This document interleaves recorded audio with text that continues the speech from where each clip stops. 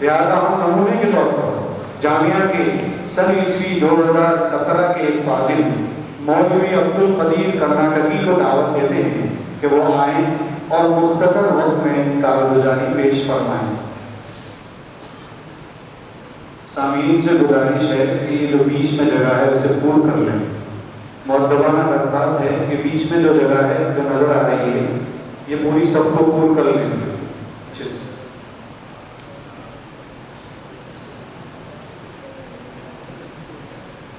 السلام علیکم ورحمۃ اللہ وبرکاتہ۔ اللہ تعالیٰ کا جو بنا احسان اور کرم ہے کہ اللہ تعالیٰ نے ہم تمام کو اس جگہ پر جمع فرمایا ہے۔ اللہ تعالیٰ اس سے ہمیں بھرپور فائدہ اٹھانے کی توفیق عطا فرمائے۔ مجھے انتظامیہ کی طرف سے کارگزاری سنانے کے لیے معمول کیا گیا۔ ہماری جماعت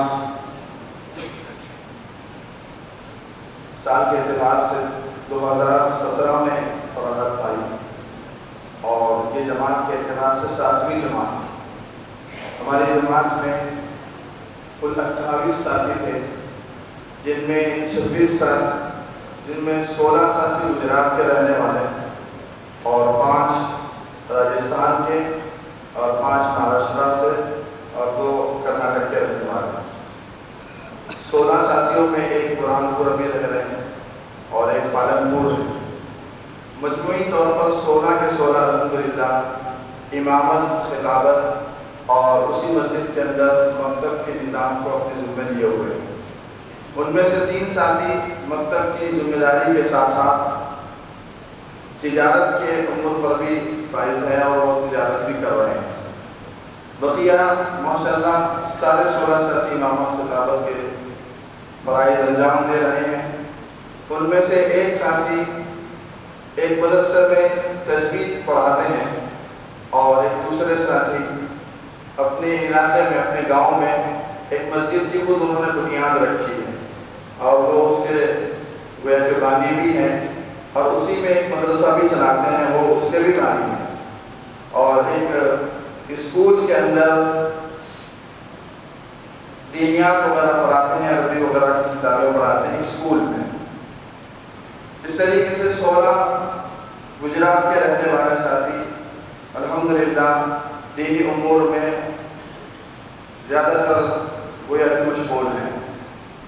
5 راجستھان کے ساتھی ہیں، ان میں 2 ساتھی تجارت وغیرہ کرتے ہیں اور 3 ساتھی امامت، خطابت، مکتب اور رفاہی اور ملی خدمات کے ساتھ گویا کہ منہمک ہے۔ اور 5 ساتھی مہاراشٹر کے، ان میں 2 ناگپور کے ہیں، ایک ساتھی دارالعلوم میں، ان کے علاقوں کا مشہور علاقہ ہے، مشہور مدرسہ ہے، اس میں حفظ کی درسگاہ ان کے ذمہ ہیں اور ساتھ ساتھ وہ خارج اوقات میں 2-3 جگہ مکتب بھی پڑھاتے ہیں، وہ اس کی ذمہ داری سنبھالتے ہیں۔ اور دوسرے ساتھی اسی دارالعلوم میں قرأت کی کلاس اور تجوید کی کلاس ان کے ذمہ ہیں اور ساتھ ساتھ میں عالمیت کی 2 کتابیں بھی ان کے ذمہ رکھی گئی۔ اور ایک مہاراشٹر سے لاک ڈاؤن سے پہلے عربی 4 روم تک کی کتابیں پڑھاتے تھے۔ حالات ایسے آئے کہ لاک ڈاؤن کے بعد وہاں پر عالمیت کا کوئی نظم اتنا اچھا نہیں بن پایا، تو وہاں کے محتمل صاحب نے ان کو قرأت کے ساتھ ساتھ حفظ کی درسگاہ ان کے ذمہ رکھی ہے۔ اور ایک ساتھی مہاراشٹر کے ایک دارالعلوم میں حفظ کی درسگاہ ان کے ذمہ ہے اور وہ پورا دن مدرسے میں رہتے ہیں۔ اور ایک ساتھی ہیں تجارت کرتے ہیں اور ساتھ ساتھ میں 2-3 مکتب کی ذمہ داریاں ان کی ذمہ ہیں اور وہ اس کا نظام سنبھالتے ہیں اور ساتھ میں وہ جہاں پر رہتے ہیں وہاں پر جمعیت العلماء کے صدر بھی ہیں۔ وہاں کے لوگوں نے ان کو جمعیت العلماء کا صدر بنایا گیا۔ اور کرناٹک کے 2 ساتھی، ان میں سے ایک مدرسے میں حفظ کلاس کی اور دینیات وغیرہ کی درسگاہ ان کے ذمہ ہے۔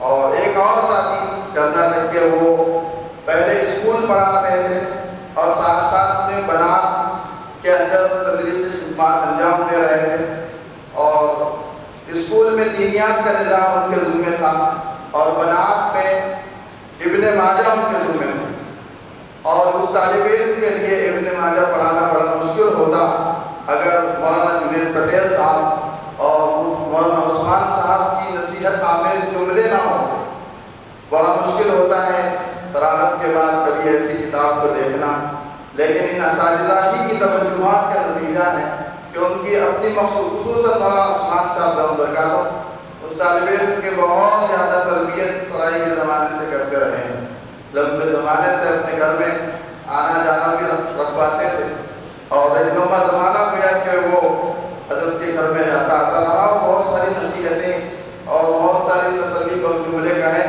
جس کی بنیاد پر وہ جہاں پر بنات کے اندر تھے وہ ابن ماجہ کا نصاب مکمل ہوا، اور ابھی اس سال وہ ایک شہر کے عظیم درسگاہ میں ایک مدرس کی حیثیت سے خدمت انجام دے رہا۔ اللہ تعالیٰ سے دعا کیجیے کہ اللہ پاک اس طالب علم کو اور ترقی اور اخلاص سے للہ عطا فرمائے۔ یقیناً یعنی یہ ہماری کارگزاری مکمل ہو رہی ہے۔ یقین مانیے آج کا یہ جلسہ ہمارے لیے، ہم سمجھ رہے ہیں کہ یہ ابنائے قریب ہیں، اور اگر نتیجے کے اعتبار سے دیکھا جائے تو یہ ہمارے مشفق و مربی اساتذہ اکرام کے لیے سہارا جاتا ہے۔ اگر ہم پر وہ محنت نہ کرتے تو ہم لوگ یہاں تک نہ پہنچتے، اور ہم یہاں نہ پہنچتے تو جلسہ منعقد نہیں ہوتا۔ تو الحمدللہ یہ ہمارے اساتذہ ہی کی کاوشوں اور کوششوں کا نتیجہ ہے۔ ہمیں کیا آتا تھا؟ ہم جب آئے تو بولنا نہیں سیکھے تھے، بولنا نہیں آتا تھا، سلیقہ مندی نہیں تھی۔ انہی اساتذہ اکرام کی توجہات اور ان کی توجہ کی بنیاد پر اللہ تبارک و تعالیٰ نے یہ مقام دیا۔ میں ابھی سوچ رہا تھا کہ 250 بچے ابھی فارغ ہو کر یہاں سے گئے ہیں، اگر ایک بچہ اوسطاً 10 بچوں کو پڑھاتا ہے تو فی الحال ان اساتذہ اکرام کی محنتوں پر 5000 بچے فی الحال پڑھ رہے ہیں۔ 5000 بچے اوسطاً، اگر 10 لوگوں کا اگر ہم اوسطاً دائرہ ڈالتے ہیں ایک فارغ کے ذمہ، تو 5000 بچے بیک وقت پڑھ رہے ہیں، جن کا پورا سہارا ہمارے اساتذہ اکرام کے سروں پر جاتا ہے۔ یہ ہمارے اساتذہ ہی ہیں، ہم نے ان کی قدر نہیں کی۔ اللہ تعالیٰ سے ہم یقین دلاتے ہیں اپنے تمام اساتذہ اکرام کو کہ ہم اس غلطی کو محسوس بھی کر رہے ہیں کہ ہم نے آپ کی قدر نہیں کی۔ آئندہ تیقن دلاتے ہیں کہ ہم آپ کی قدر کریں گے، اور آپ کے مشوروں سے اور آپ کے صحبت سے انشاءاللہ مستفید ہوں گے۔ صحبت ہی ایک ایسی چیز ہے جو بہت دور تک پہنچا دیتی ہے۔ اس لیے مولانا علی میاں ندوی رحمۃ اللہ علیہ نے کہا کہ صحابہ کو بہت ساری صفات اللہ نے دی ہیں، لیکن ایک صفت ایسی ہے جو نہ پہلے کسی کو ملے نہ بعد میں کسی کو ملے۔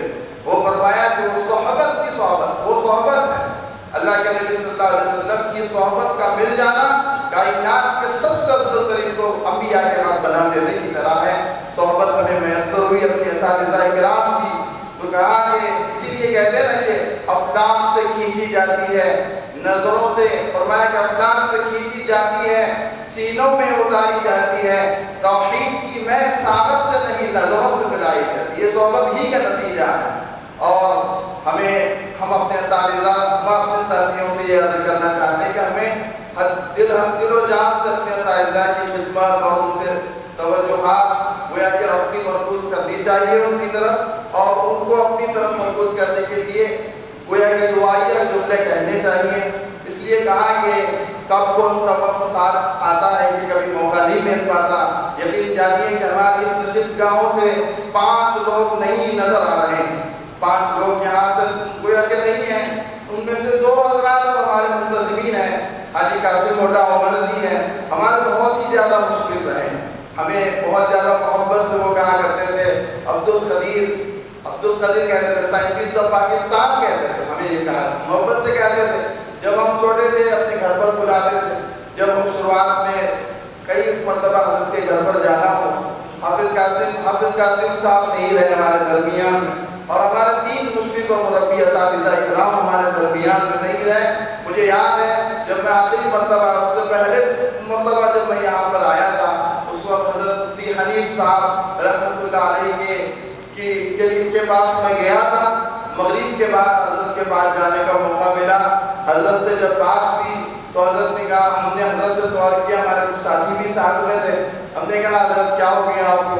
تو حضرت نے کہا کہ دیکھیے میرے کو سب ٹھیک ہے، میں اور سب بات بھی کر سکتا ہوں، سب کچھ کر سکتا ہوں، مجھے چلنے نہیں آ رہا ہے، میں نے ہر درجہ کوشش کر لی اور گویا کہ میں چل نہیں پا رہا ہوں، ہر کوشش کر لی، ہر علاج کروا لیا، اب بس میں انتظار کر رہا ہوں۔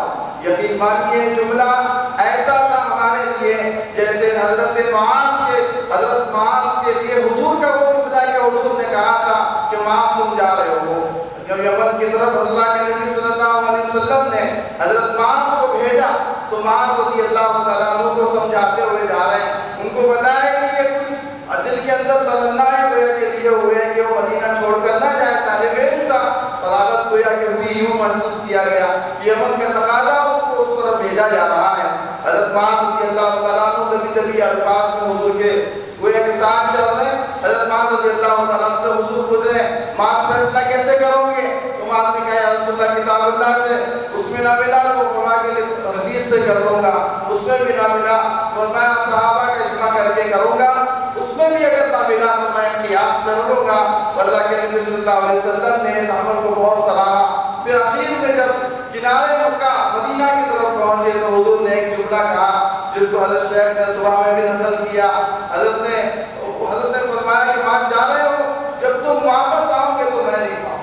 حضرت مفتی حنیف صاحب کا یہ جملہ کہ حضرت نے کہا کہ میں صرف انتظار کر رہا ہوں، بس میں ساری کوشش کر چکا ہوں۔ میرے عزیز بھائیوں، ہمارے اساتذہ ہی ہیں جو ہم ان کی عزت کرنی چاہیے، ان کا احترام اور ان کی صحبت کو غنیمت جاننا چاہیے۔